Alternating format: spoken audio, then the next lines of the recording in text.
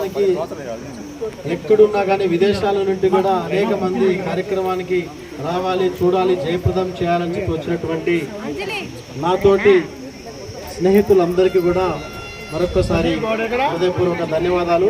దయచేసి ప్రతి ఒక్కరూ కూర్చోవాలి. శంకరెడ్డి కూర్చో.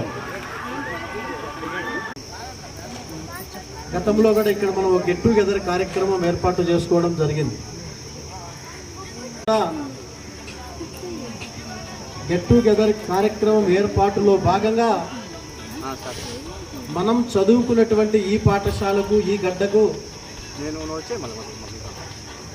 మనం తప్పకుండా ఈ పాఠశాలకు ఏదో విధంగా మనం దోహదపడాలి, ఏదో విధంగా మనం సహాయంగా నిలబడాలి. మరియు మనకు విద్య నేర్పినటువంటి గురువులందరినీ ఒక్కసారి వారిని